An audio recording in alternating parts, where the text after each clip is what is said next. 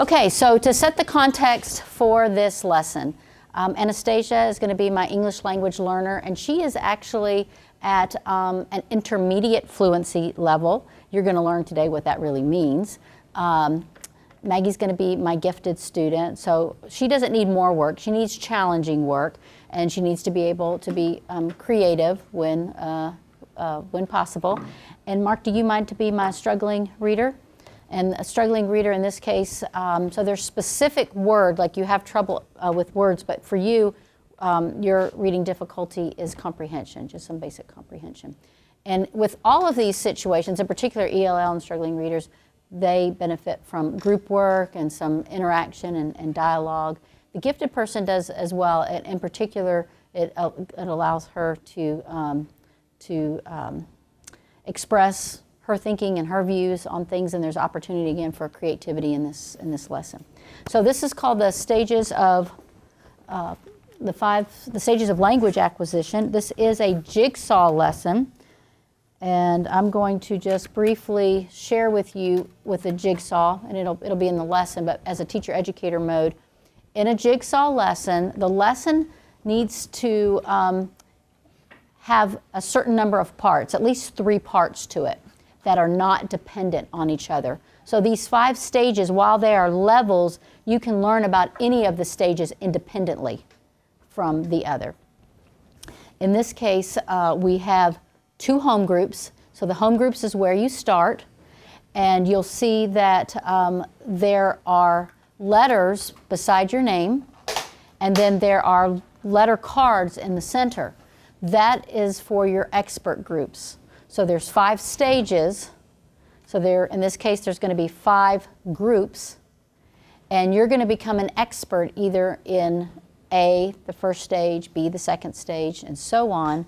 And after you have time in your expert groups, you're going to come back and teach your home group. And you'll see there's an activity sheet in front of you. So there's a place for you to put your name and a place for you to put your home group members' names. Like if you're an A, then that's the first stage, B is the second stage, and so forth. And so you'll learn who your expert groups are. There's a place there when you go to your expert groups where you will take notes from materials that you're provided. And then you'll notice on the bottom and on the back of that sheet, there's a place for you to take notes when you're being taught the other stages. So that's just a quick overview. All right, so right now you're in your home groups, and Ben is not with us today. He had some flooding and at his place, so we're missing Ben. So we have 10 today, so we're good there. Expectations. So work collaboratively. We established that on Tuesday. What that means, right? Someone said, maybe it was Brock. Somebody said, I can't remember who. Participation but not domination. Who said that? That was Ben that said that. Okay, Ben's not here. So participation but not domination, making sure that everyone has an opportunity to have a voice, and that you're respecting other people's ideas and contributions. Of course, participate, don't put the load on someone else. Respect, we talked about what that means in terms of how we're going to engage each other and not use denigrating names even in fun, that we're going to be very positive. Also respecting ourselves, and then stay on task. This lesson's kind of dense. This is a heavy cognitive load for the time frame. But as college students, you can handle this. If this were maybe a high school class, I might break this up into 2 different lessons to cover the stages. But we can do this. I have great confidence in your ability. So there's actually 2 standards. One specifically is looking at planning for instruction. This is the 3rd of 6 teaching strategies that you are going to be exposed to. So we started with Socratic seminar on purpose of education, and then we did an inquiry lesson on differentiating instruction. And then today's a jigsaw lesson on the 5 stages of language acquisition. The other standard is looking at learner differences. And so as we think about differentiating instruction, and today specifically for English language learners, keeping in mind what their differences are, their culture, what their needs are. So those are the standards. And your targets are also on your table there. Maggie, will you read that first one for me? I can name the 5 stages of language development. Okay, so the verb there is name. That's pretty basic, so being able to name them. And it's specific. How many are we going to be learning? 5. So that's sort of our criteria. We're going to be learning 5. And then Bailey, will you read the second one? I can list 1 to 2 characteristics for each stage. Okay, so there's a range there. So there's 5 stages. So at minimum, how many characteristics are you going to learn at minimum? At minimum 5, and then maybe even how many? Maybe even 10, okay? So we're naming, and now we're identifying 1 to 2 characteristics for each. And then, Spencer, will you read the next one? I can list 1 to 2 strategies to assist ELLs in each stage of language acquisition. Okay, so we've got 5 stages, we've got 5 to 10 characteristics, and now we've got 5 to 10 strategies. So do you see what I'm saying by this cognitive load for this lesson? And then, Brock, if you'll read that last one. I can match characteristics of each stage of language development with their proper stage name. Okay, so in a Jigsaw lesson, you have home groups, you have expert groups, then you go back to the home groups and teach, and then there's a problem-solving activity where you apply that learning as a group. And so that 4th bullet, this matching, there's going to be an activity where you're going to have to say, okay, how much do I remember? Let's try to put this together. Is our home group the whole table or just the letter? That's a good question. Your home group is the whole table, and then your expert group are the letters. Thank you for that clarifying question. And then, Emily, will you read that last one? I can create a lesson that meets the needs of an English language learner in a specific stage of language development. Okay, so that's ultimately going to happen in your Teach 1 lesson. You're going to identify a language learner, and you're going to indicate what that heart language is, and I don't think I said that for Anastasia, it's Spanish. I'm not providing her with any translations at an intermediate level. You saw that there were closed captioning, so that is in English, so that helps her because when it's talking fast or there's dialects or accents, it's more difficult to understand. So having that closed caption in English is helpful for her. And so we're going to work on that homework next week. We'll get started with that. All right, questions about the learning targets? Okay. Now we're going to watch this video as a class. And while you're watching the video, I want you to be thinking about, and you can even jot it down on that sheet somewhere, either something that sort of grabs your attention about a message in that video, or even a question that you might have. And after the video, I'm going to pull up another QR code for you to put your question or your what you noticed in the video. Okay. Teaching for English language learners is good teaching for everybody. It is definitely about building their literacy skills, but also their confidence. I have a range of students from beginners to high intermediate students. So I use the inductive strategy because it can meet the needs of everyone. Yes, making connections, because she said the word remember. This makes me remember. The goal is to make the lesson accessible to all students. You want to see my picture? No, Dad. We don't like your picture. You do like or you don't like my picture? Oh, that makes me feel sad. Background knowledge is not just what students bring to the class and what they learned previously, but it's also providing students with the information they need to be able to access an upcoming lesson. Most of the students in my class actually speak 3 or more languages. Okay, English just doesn't happen to be one of them yet, so they're learning. Write it. Yeah, in Pashto or in Farsi. Fair is not equal, you know, and it's true with differentiation too. I mean, not everybody will get the same exact text or use the same strategy, but it's fair because you're meeting every student where they are and we're helping them progress to the next level. Okay. He said he don't like it. Sometimes I pair students by same proficiency. Other times I might choose a more difficult text, but pair my beginners with a higher proficiency student. Red title, middle school, the worst years. An easy way to differentiate is to put videos at slower speeds. It's not just a list of strategies. It comes out of building relationships with students. When I was first learning Spanish, I was very scared. Creating an environment where students are willing to risk, where people can have a sense of humor. 2, 4, I teach English, not math. 2, 4. I think of differentiation more like a mindset than on Tuesday I differentiate. You're constantly thinking, how do I make this accessible to everyone? All right, last step.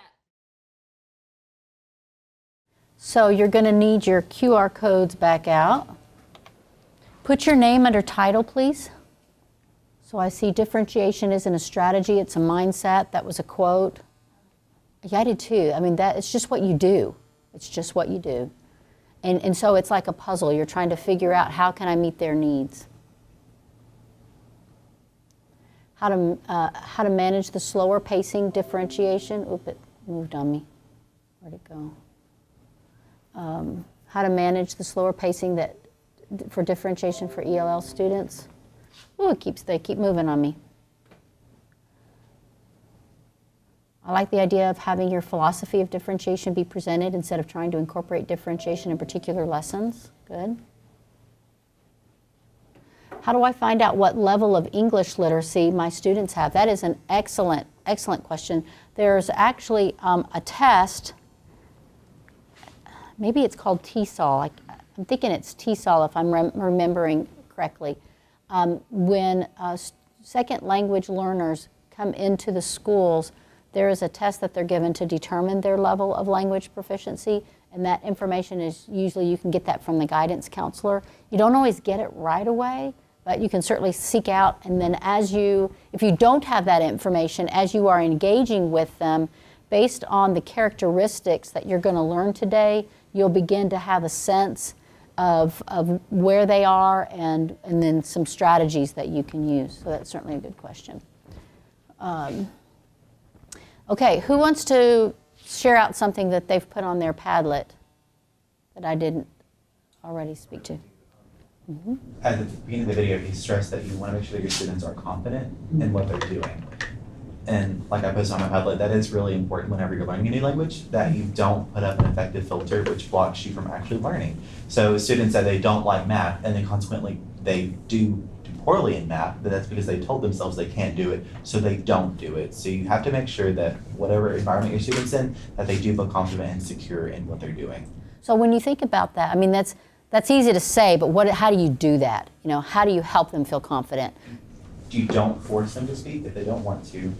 You make sure that you do know what level they're at, so that you don't push them out of their zone of proximal development. You want to make sure they're right in that.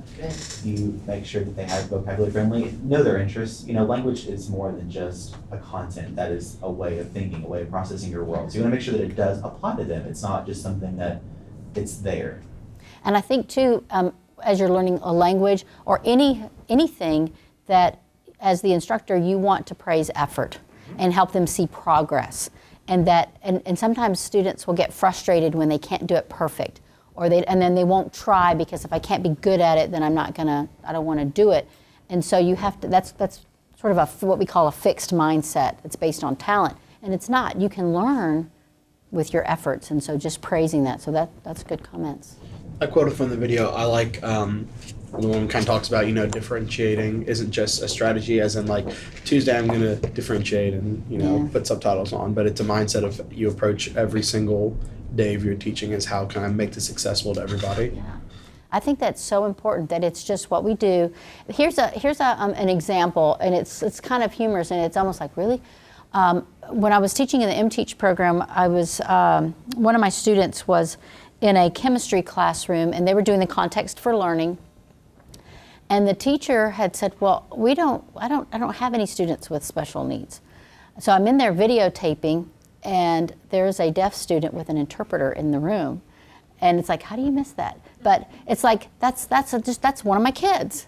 It's not my deaf student, it's one of my kids, and they happen to have an interpreter. And so I think that differentiating, because and I've known this teacher for a long time, that it wasn't like negligence or I didn't realize, but it's just, didn't think of it because that's my student, and I differentiate for that student all the time. So sometimes you got to kind of pull that out, like if the teacher says I don't really have any, well, do you have any struggling readers, or do you have any, give them some prompts if they're not willing. So yeah, I agree. Sarah? Mine was how do you make music interesting to all students, and specifically with ELL students, how can you incorporate their cultures or backgrounds into your lessons and not just classical Western music? So do you think that it's possible to do that? Oh, yeah. Yeah. And I think with music, I think probably most people, regardless of culture, like music. And so what a great opportunity. And even like in history or in art, bringing in, artists from that culture. But in science, I can recognize and play cultural music in my science class as a way to stir interest. So you can bring things outside of your content as well. So, and that's the key. It's things that they're interested in, how do I incorporate that into my content? And that's with all your students, right?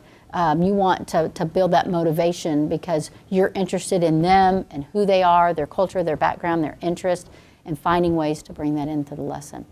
Good. All really good comments. Thank you for that participation.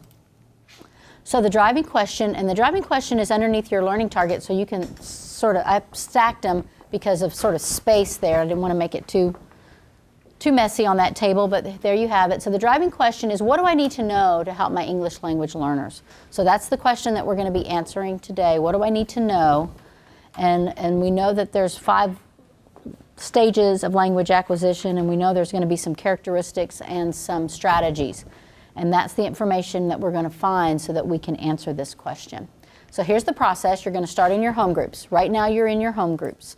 And the home groups, you've got to make sure that there are enough people in the home groups that cover all the parts. Let's say that there were multiple people absent, and I was prepared for that, especially with the weather. It might be, let's say that let's say Mark was out today, so I'm short a B. As the teacher, when it's time to go to expert groups, I'm going to be in with the Bs with them, and then I'm going to be the B in this home group teaching in his stead. Last semester, in the fall, my class sizes are smaller, and so for this lesson, I had 3 expert groups, and I, as the teacher, whole class taught the last 2 together. So you just modify. If you've got somebody absent or your class isn't as large, you can step in and be that expert in that home group, or you can teach whole class certain parts. So then after the home groups, in just a moment, you're going to move to your expert group. And when you do move to your expert group, you're going to need to take your activity sheet, but then everything you need for your expert group is at that table. And you can see that this table's pulled out, so if you're an E, you're going to be over at this space. After some time on the research, I'm going to give you 5 minutes to start with.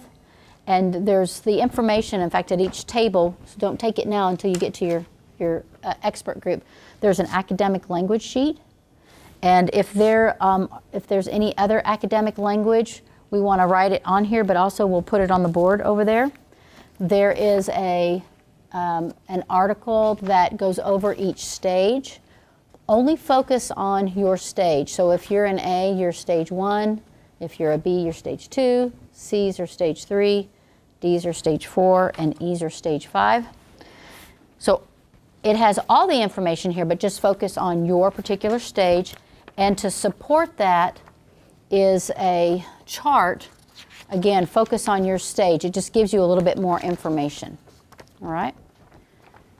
So you're going to have about 5 minutes for that. And then in your home groups, or when you get back to your home group to teach it, you're going to be given 90 seconds to teach. And I'm going to go A's first, and I'm going to time you. And it sounds like that's like not hardly enough time, but you may not even be able to fill that time, that 90 seconds. Oh, and I should tell you, when you're in your expert group and you're learning your material, you need to come up with a creative way to teach your group, because they're learning 5 different stages, 1 to 2 characteristics, and 1 to 2 strategies.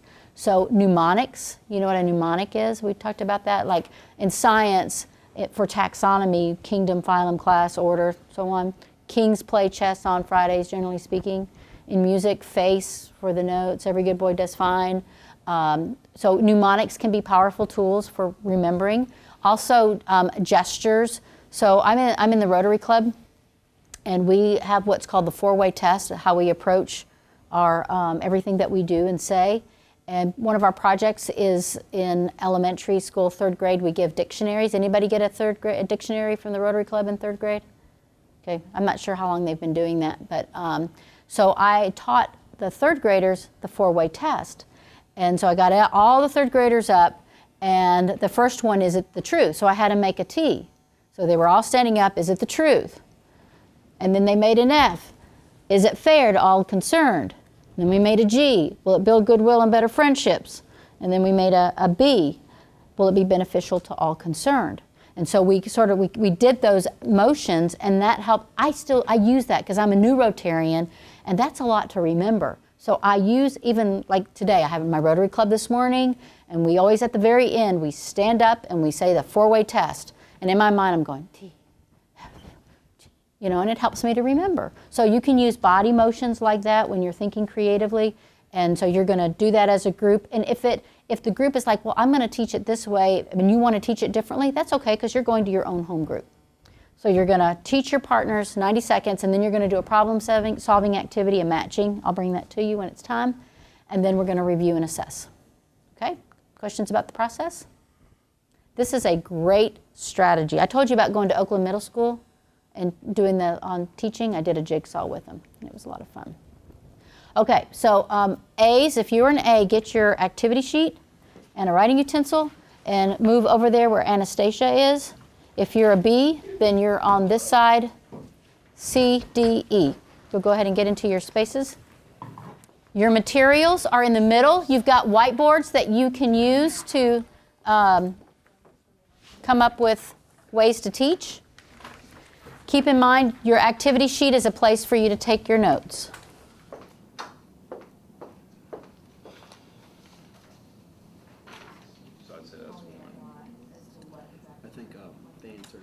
So if you're an A, raise your hand. Okay, here come the A's. So you're going to be given 90 seconds to teach your content out loud to the entire group.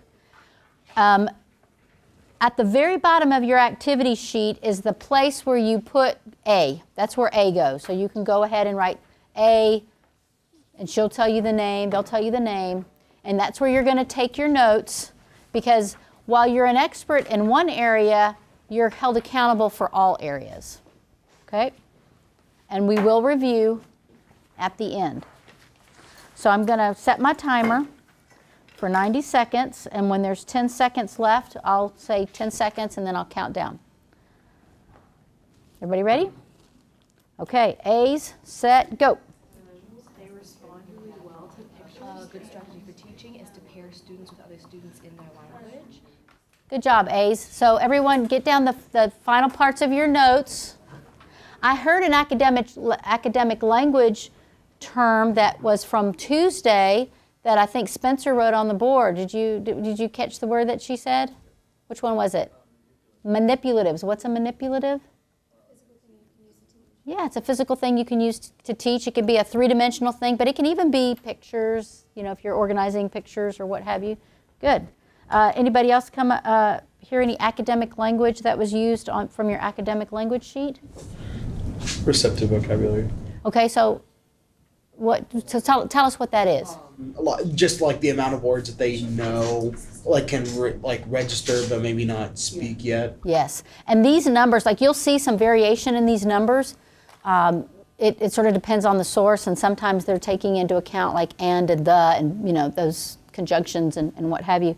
But that helps us to have a sense of their command of language in terms of numbers. All right, B's ready? Set, go.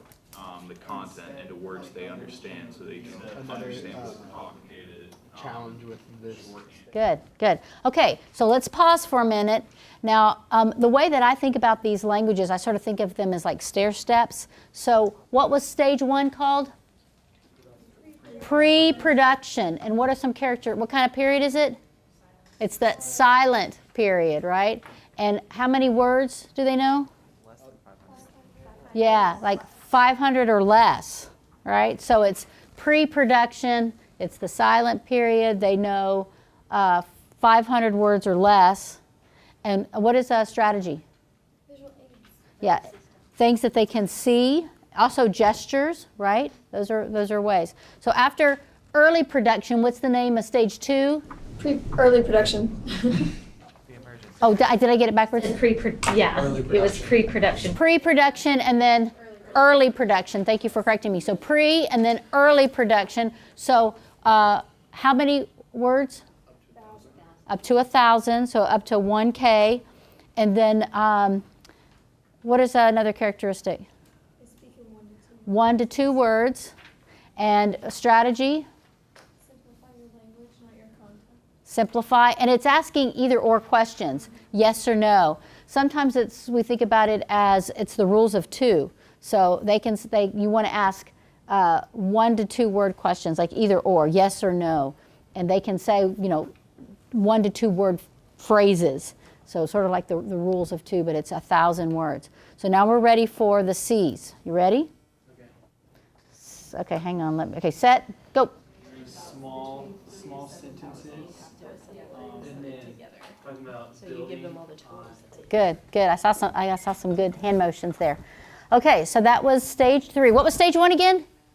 Pre-production, and the next stage is early production, and then this stage is speech emergence. And so we said, I'm going to go, so what period is pre-production? The silent period, and how many words about?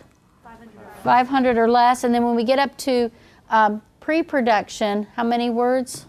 About 1,000 words, right?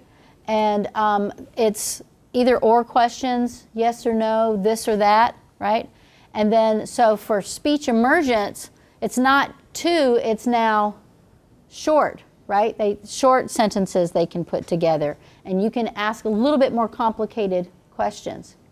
And what are some strategies? Using step-by-step instructions. Or there's a New Kids on the Block song that goes step by step. So think about that. That's some good stuff. Good. Using building on students' prior knowledge, so really pouring into the words that they know and then starting to build context and make sure they understand. You can start pounding them with context, and then starting to use this is for like a Venn diagram using visual and graphic organizers. Yeah. Works really well. Very good, very good. Okay, excellent. All right, reset, and it's now for the D's. Opinions through speaking and. Okay, so we got, what's on the bottom?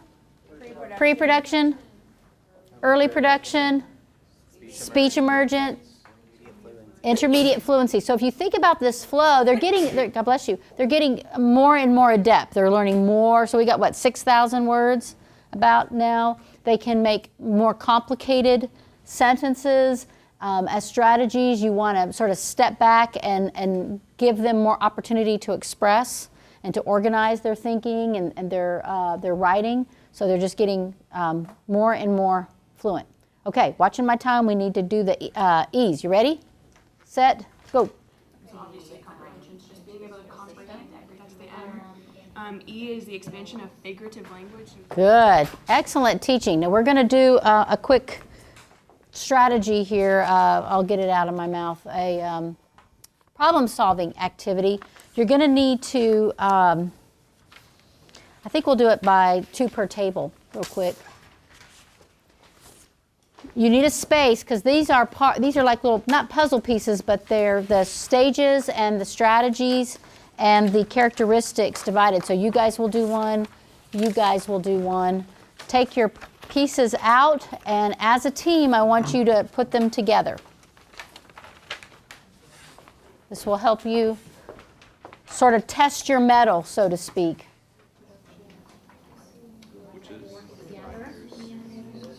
Or no, I know that was. Okay, guys, good job. Good job. So let's do we're going to do a review.